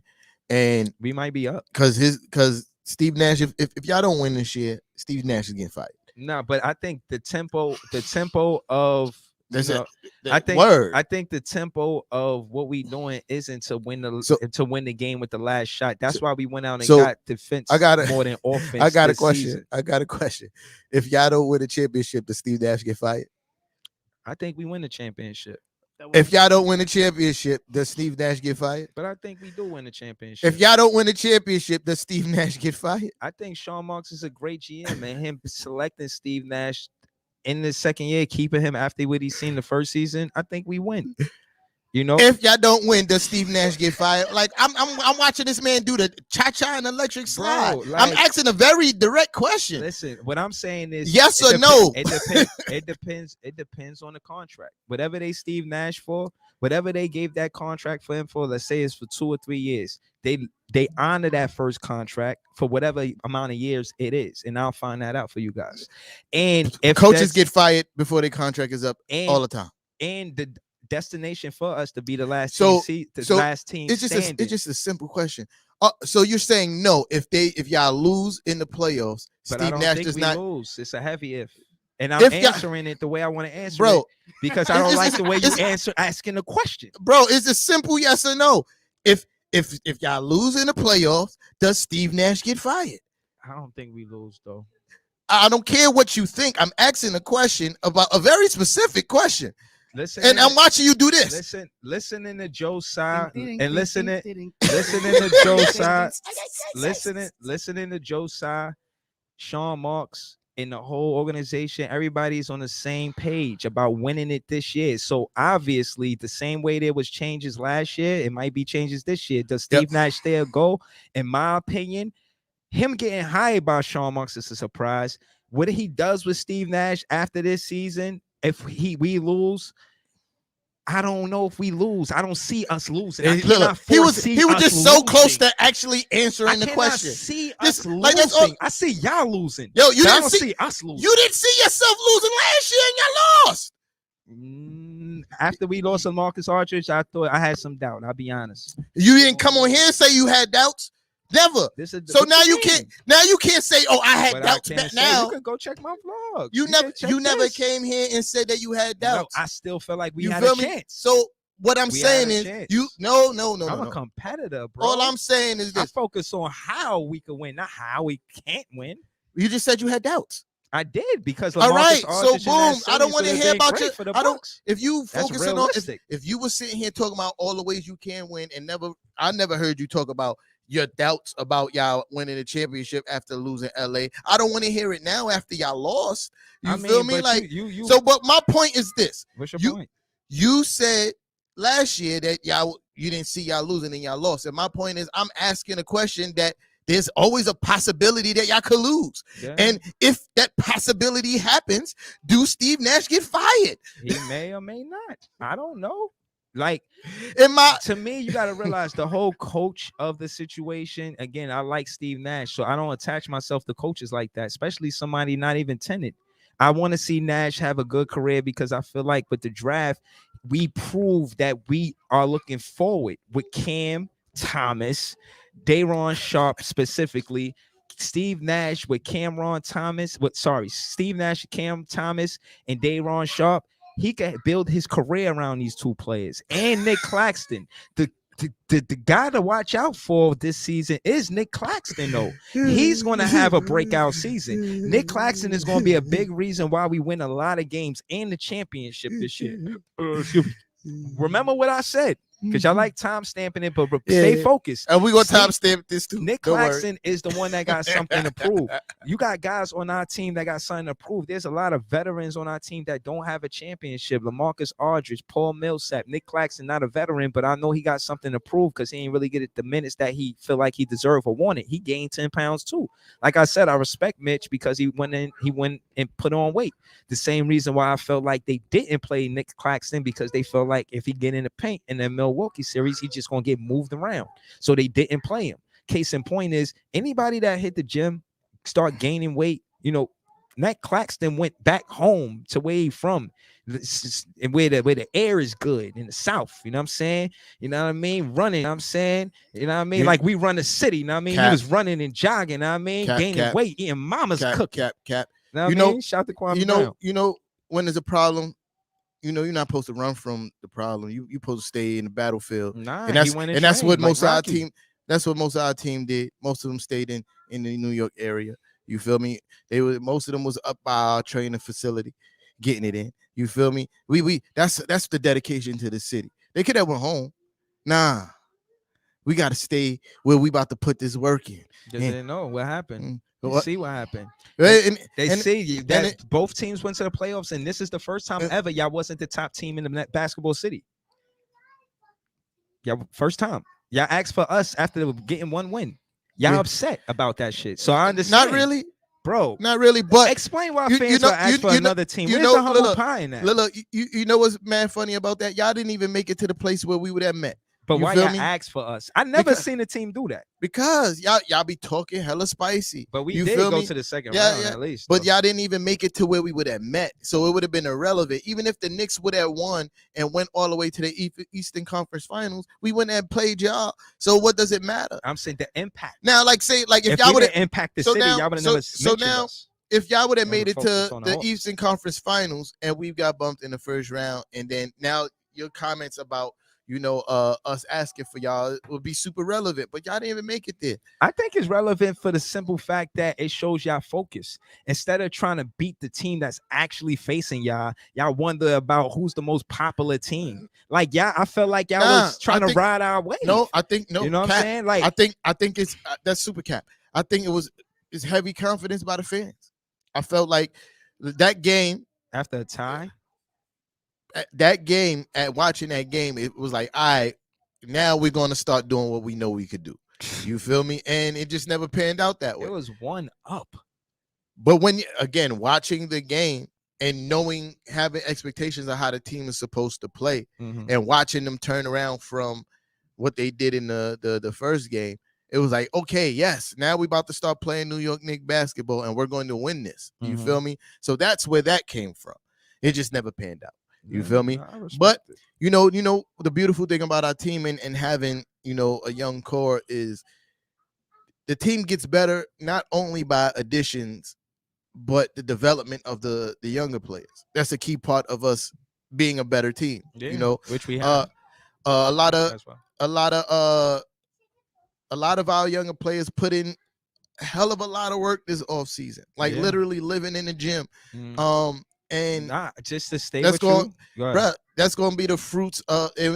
Those things going to bear fruits on the court. You feel me? No, I totally agree. That's that, and that's one thing that I think a lot of people are counting out when it comes to the Knicks and how good the team is going to be is the natural progression of development. You feel me? They looking at they didn't make a whole bunch of big signings. They didn't add a whole bunch of new people. But the fact of the matter, when you look at you got RJ Barrett coming into his third year after a really good second year. You feel me? And he's been putting in the work, and he's looking to make another big leap this year. You got Emmanuel Quickly, which was a big a part of our team going into his second year and looking into you should be doing that for Kyrie. Trade. And not getting Kyrie's vaccinated. Yeah. If you're not vaccinated, I smell trade. Yeah, but anyway, Emmanuel Quickly, going into his second year and literally living in the gym, putting in all the work this off season. And you see some of those things bore fruit in summer league. You feel me? Yeah. And then same thing with Obi Toppin. You feel me? Obi-Wan. Pause. Same thing. He been putting in work in the gym, and then you saw the fruits of that labor Summer League. You feel me? And then Yeah. after Summer League, they went back to the gym. You feel me? And will continue to put in work. But you say youth, like let's do the numbers, right? So we got Cam Thomas, Dayron Sharp, Saku, Bruce Brown, Javon Carter. So I would say around 5 to 6 guys that's on our roster that's youth. You know what I'm saying? Like, so when we talk about youth, I understand what y'all doing, and I think we took a page out of that book and we did that with this draft. I think we did well with this draft. Like, this draft is going to be remembered for a long time. Boom. Watch. I think y'all did very well for what y'all had in front of you. But those guys are not that good, bro. Who's not that good? The guys that you just mentioned. Nah. Listen, Like, all right. So hold on. Let me just see it. All of the young guys we got on our team. We got 1, 2, 3, 4, 5, and most of them not gonna 6, play. 7, 8. Most of them not gonna 8 play. guys. Okay, so the guys that I count, the guys that I think gonna play, like you said, Sharp, Sakul Dumbaya, that him, I think he plays. That's 2. Cam Thomas, 3. Carter, 4. I think 4 out of 8 of those guys. No, Carter's and 5. not really young. How old He's is 24. he? He is. He looked like he 80. Don't do that. Don't do that. He looked like he about to retire. It's all good. Look at Noah Wells. No, whatever his name is. Noah Wells. He looks old as shit. He closer to 30 than Javon Carter. Listen, man. I like Carter. Well, if you consider 24 young, yeah, it is. It's young. And Nick Claxton, that's 5 guys on our roster that's considered rebuilding, like what we doing. Javon Carter's not gonna get no PT. You feel me? I think he does. He's not gonna get no PT. Yeah, he's a guard. Does. He's playing behind Kyrie and that was and his Harden. complaint right there. And the Suns. He said, and the sad part, he's in another situation where he's not gonna take minutes away from Patty. You feel me? Like, nah, I think low management happens and he sees minutes. That's the significance of me mentioning Cam Thomas all through this podcast. Cam Thomas is gonna get minutes because Kyrie might not play home games. You feel me? But if Kyrie's playing home games and the health guards is on their side, Cam Thompson ain't gonna see a lot of minutes. But I think Javon Carter sees minutes because he's a defensive guard. He said he in the league because of it. So I said that to say, but that's what you got Bruce Brown for, right? But is he gonna take minutes away from Bruce Brown?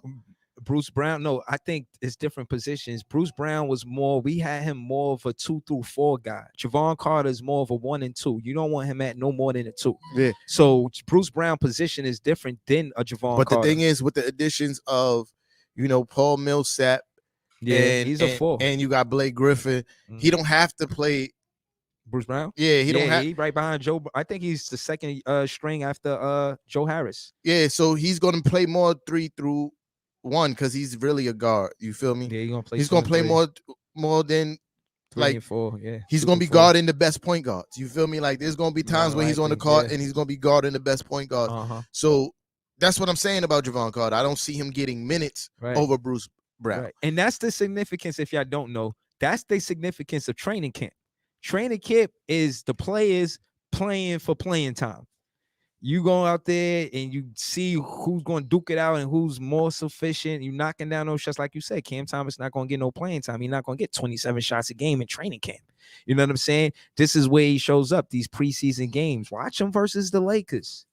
Watch him. I'm telling you, this guy is special. I want to see us. Listen. Salud. Shout out to you, Cam Thomas. You're going to be a great Nets player. I know it. Yeah, whatever. Yo, but I answered your question. You saying Dr. Smoke. You saying Steve Nash? What? He's if I really feel like we're gonna win, but if we lose, I imagine the way Sean Marks is, he shakes things up. Yeah, he out of there some type of way. Yeah, listen, I'll just say this, right? You have probably. I don't think we lose. You probably have the best offense that the NBA has ever seen, right? That season, it was a true. And you lose 2 years in a row with that team, you out of here. Yeah, I really feel like we win this next season, and I feel like KD did have a lot to do with Kyrie staying. And when you see Harden get questioned, like, "Yo, what do you want to do?" He like, "Yo, we want to win." He like, "I'm not even sweating the extension this year. Like, I'm trying to win. Basically, I don't want to sign no extension until I win a championship." Yeah, and I know why he doing that. He doing that. Sound like the numbers ain't adding up. No, for the boy. It doesn't. Why would it add up nice for him when he didn't play that second round? Like, if he had at least played it, like he played it, but he was injured, and everybody know he was rushed back. Like they was talking about the grade 1, grade 2. He had a grade 2 hamstring. You know what I'm saying? So we know that he's recovered from that. This is what listen. But hold on, let me just make my point. Yeah. My point is that Harden want to win this year and then sign a contract next year. That's my point. So 2 things, right? Because it's something. It's something that I want to talk about before we dip. We got like 5 minutes, but I want to say these 2 things first. As far as James Harden being rushed back, when he was injured and I found out it was a hamstring injury, what I said, yo, that's a serious injury, son. Yeah, we knew. And what usually happen is, yo, stop playing with that bag. That's not a toy. Thank you. What usually happen is those are lingering injuries. Sure enough, he re-aggravated, probably got worse than what it was originally. Mm-hmm. And I think it wasn't, me personally, I don't think it was smart for him to play.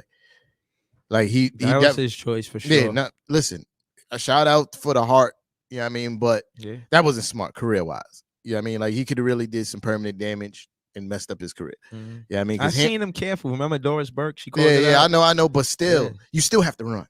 No, definitely. And it don't take much to tweak. You feel me? No, we lucky he ain't didn't get crazy. Yeah, and as far as the numbers ain't adding up. That's why he talking like he's doing it politically correct. Yeah, it's smart. You know what I mean? Smart. Yeah, I want to win a championship first. But I know when they sat at that table and they threw the number at him, he was like, "What? Nah, we gonna circle back around to this." I'm James Harden. You feel me? Yeah, but respectfully, I think it's because of that he didn't play that second round for real like that. So boom. But before I go, I do want to say one thing. We talked about defense earlier, and we lost Alec Burke. Yeah, I mean not Alec Burke, excuse me. Reggie Bullock, and that was kind of a void for the team. Like who's going to be like the primary wing defender, especially when like that's not like a key component of Kemba Walker or Fournier's game. Yeah. And things that I like to hear, especially in a young player like RJ Barrett stepping up and saying, "Yeah, I'm looking forward to that challenge of being that guy. I want to be known as a two-way player." You feel me? Yeah. Which is super dope. You feel me? Because he has the physical tools to do it. You feel me? Like he's 6'6". There's rumor that he grew 2 inches, but I don't know. I couldn't find anything to substantiate that. But that's the rumors that he grew 2 inches. But he's 6'6", really strong, and he could be versatile to guard between the 3 and the 2 position. I don't think he has the lateral quickness yet to stay in front of some of the quicker ones, but that 2 to 3 position, he can definitely guard that position well. And just watching his maturation on the defensive end last season gives me hope that he can be that guy. You feel me? To be the primary wing defender, like because he has the physical tools to do it, and he's putting in all the work on the offensive game. I can't wait to see him. He put some of those things into motion, but him having a better grasp of what it takes to be a good defender, schemes, player tendencies, and things like that, and the will to do it, because defense is mostly about will. You feel me? You got to want to be a great defender. You like a lot of it is talent, but most of it is heart and desire. You feel me? And the fact that he's saying that that's what he wants to be, gives me great hope. I hear that. I respect that. Yeah, we got 2 minutes. You got anything else you want to say? Yeah, now respect to Julius Cinder Candle, King of Cinder Candle Randall. No, King of the City. You about to say it? You almost had it right. King of the City. King of the City. I mean, it's impossible. King of the for him City to do that, to stink up the garden that way. King of the City. Rotten tomatoes in that garden. King of the City. What you talk about? King of the City. I just want to say we verse LA on Sunday, and until next week, I want you guys to continue to come to my page to get baked, because this ain't over after the podcast. I'm talking about baked. But hold on. My guys be in there with their feet up. I feel like we gonna win versus LA. That's cap. We gonna win versus we gonna win versus LA just off of the strength that Cam Thomas got something to prove. And half of the team probably not gonna play. We'll see. Yeah, it's preseason. Like I really don't care too much about wins and losses in preseason. Yeah, I mean they don't even count on the record books. You feel me? Like all we trying to see is who's going to be playing on the roster, who's going to get PT. But as far as wins and losses in preseason, nobody cares. Starters usually only play like the first quarter anyway, and then is the bum exhibition. You feel me? Like for most teams, you know what I mean? For most teams, is the bum exhibition. But yeah, like Cam Thomas. I'm just excited to watch basketball because I love basketball. So there's that. You know what I mean? Like yeah. Our first game Sunday. Y'all first game is what? Tuesday. Okay. Yes, and sir. When we come back next week, we're gonna go live with Uncle said. So boom, Tuesday. I think the game is at 7:30. I'll be live Nixon-ish at 6. You heard? Pull up. You already know the vibe. You know what I mean? The greatest show on earth. Excuse me, I'm there to troll it. Yeah, I mean, you could try. Oh, I always try. Yeah, I succeed. No, you don't. Like I'm great at trolling. I mean, I'm an understudy. You don't bother me. You feel me? Like shit. You don't bother me. I ignore you. Like I see you in there, and I be like, "Yo, guys, he's here. Y'all can do what y'all want, but I'm gonna get back to talking what I talk." You know what I mean? Like it's like a gnat at a barbecue. It don't stop nothing. It's annoying, yes, but it don't stop nothing. Barbecue still going on. Yeah, when we see gnats at our barbecue, we get them away with a broom. We swing a broom at the gnats like shoo fly. Shoe fly, don't bother me. That's not gonna happen this year. That's all that matters. You know what I'm saying we still got the same broom. Yeah, you better might need to have to dust. You gonna have to have some cobwebs on that broom. Some cobwebs. You feel me? Because it's gonna be right in the closet. You feel me? It's gonna be right in the closet. Gonna be right in the closet. Yeah. Yo, shout out to everybody on the pull up. Shout out to Uncle Sad for winning the raffle. Yeah. Yo, that's hilarious. That's just good karma. I like that. That's just really good karma. I hope you enjoy the game. Call up, Sad. Do the live with us. Nah, he definitely gonna do the live. Yeah. And show some of these people what they was missing out on by not joining the raffle. You feel me? You know what I mean? I'm not even a Net fan, but I was very proud that we could offer such quality seats to somebody. You know what I mean? Like, yeah. And I was proud of that. And yeah, we work really hard for those seats. Yeah. Shout out to everybody who entered the raffle, man. Like, we really do appreciate y'all. Word, but this is not going to be the last one. Yo, get up off the floor, bro. Nah, we'll do polls to see what games you guys want to really see. You know, we want to know what games y'all really want to see. You know, it's the home opener. It made sense. Yeah. We definitely gonna do more raffles, but our next one we're gonna have to do a next one so we can show these Net fans how you really turn up a raffle, man. Because I'm disappointed in y'all Net fans, man. I ain't gonna lie. It's cool, man. Yeah, shout out to the Net fans who entered the raffle, but it was almost just as much Knick fans in the raffle as it was Net fans. Net fan won it. That's good. All right, I'm wrapping up. All right.